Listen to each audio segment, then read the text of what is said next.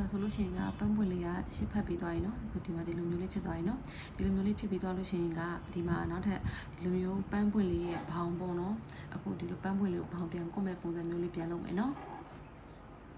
ပြန်ကွတ်တဲ့ပုံစံမျိုးလေးပြန်လုပ်မယ်အဲ့ဒါကျတော့ဒီလိုဒီထိတ်စာလေးမှာချင်းနှစ်ခါထည့်ခဲ့လေဒီထိတ်စာလေးမှာချင်းနှစ်ခါထည့်ခဲ့တယ်အဲ့ဒါလေးကိုအဲ့ဒီချင်းနှစ်ခါထည့်ခဲ့တဲ့အပေါက်လေးကိုပြန်ဝင်မယ်ပြီးရင်ဒီလိုမျိုးလေးတုပ်မယ်ပြီးရင်ချင်းလေးကတက်မယ်1 2 3 4ချင်းလေးကတက်ပြီးတော့ရင်2ရက်တင်တိုင်ရှိထိုးမယ်နော်ဒီမှာကျွန်တော်2ရက်တင်တိုင်ရှိနော်ဒီမှာနှစ်ခါနော်ပြီးရင်ဒီထည့်ကိုပြန်ထည့်မယ်ပြီးရင်နှစ်ခုကိုလွှတ်မယ်ပြီးရင်နောက်ထပ်နှစ်ခုကိုလွှတ်မယ်ပြီးရင်နောက်ထပ်နှစ်ခုလွှတ်မယ်နော်အဲ့ဒါပြီးရင်ဒီမှာနောက်ထပ်2ရက်တင်တိုင်ရှိလုံးမယ်အဲ့ဒီခွင်းထဲကိုပဲပြန်ထည့်မယ်နော်ဒီမှာ2ရက်တင်တိုင်ရှိတစ်ခါလုံးမယ်ဒီမှာ2ရက်တင်တိုင်ရှိပြီးရင်ဒီမှာ2ရက်နော်နှစ်ခုပြန်ထုတ်သွားတာနော်အဲ့ဒါပြီးသွားရင်ချင်းကို6ခါတက်မယ်1 2 3 4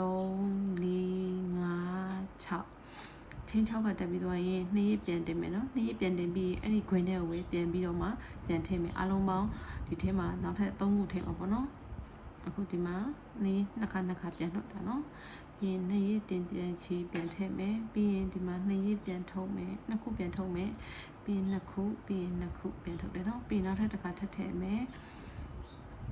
ဒီလိုမျိုးလေးပြီးရင်ဒီလိုမျိုးလေးပြီးရင်ဒီလိုမျိုးလေးနော်အဲ့မှာကြည့်နော်အဲ့ဒါပြီးသွားရင်ချင်း8ခါ1 2 3 4 5 6 8ချင်းရှိကထည့်ပြီးသွားလို့ရှိရင်အခုဒီပန်းပွင့်ပဲရောက်လာပြီနော်ဒီပန်းပွင့်လေးနေရာရောက်လာပြီဆိုလို့ရှိရင်ဒီပန်းပွင့်လေးရဲ့ထိတ်စာလေးမှာချင်းတစ်ခါထည့်ခဲ့တဲ့နေရာရှိရနော်အဲ့လိုမျိုးလေးတွေမှာပြန်ပြီးတော့မှဒိုင်တိုးပြန်ချိန်မယ်ဒီလိုမျိုးလေးနော်ပြင်ချင်းရှိကပြန်တက်မယ်1 2 3 4 5 6 8ချင်းရှိကတက်ပြီးတော့ရင်2ရက်ပြန်တင်မယ်ပြီးရင်ဒီနေရာမှာပြန်လာထည့်မယ်နှစ်ခုဆွဲထုတ်မယ်နောက်ထပ်နှစ်ခုဆွဲထုတ်မယ်နောက်ထပ်နှစ်ခုဆွဲထုတ်တယ်ပြီးရင်2ရက်ပြန်တင်မယ်ပြီးရင်ဒီထဲကိုပြန်ထည့်မယ်နှစ်ခုဆွဲထုတ်မယ်နောက်ထပ်နှစ်ခုဆွဲထုတ်မယ်နောက်ထပ်နှစ်ခုဆွဲထုတ်ပြီးရင်2ရက်ပြန်တင်မယ်အဲ့ဒီ green နဲ့ကိုပြန်ထည့်မယ်ဒီခါကျတော့3ခါပေါ့နော်ဟိုမှာကျတော့ချင်းလေးကထည့်ခဲ့တဲ့အတွက်ကြောင့်မို့လို့အဲ့မှာကျတော့ဒီ green နေရာမှာကျတော့နှစ်ခုပဲထိုးတာပေါ့နော်ပြီးရင်ဒီနေရာမှာ3ခုထိုးတယ်နော်အဲ့ဒါပြီးဒီနေရာမှာတိုင်လိုနဲ့ချိန်တယ်အခုဒီမှာ3ခါထိုးတယ်နော်3ခါထိုးပြီးသွားရင်ချင်း6ခါပြန်တက်မယ်1 2 3 4 5 6ချင်း6ခါတက်ပြီးတော့လို့ရှိရင်အဲ့ဒီထဲမှာပဲပြန်ပြီးတော့မှတိုင်ရှိပြန်2ရက်တင်တိုင်ရှိပြန်ထည့်မယ်နော်ဒီမှာနောက်ထပ်နှစ်ခုထုတ်တယ်ဒီမှာနောက်နှစ်ခုထုတ်တယ်အပေါ်2ရက်ပြန်တင်မယ်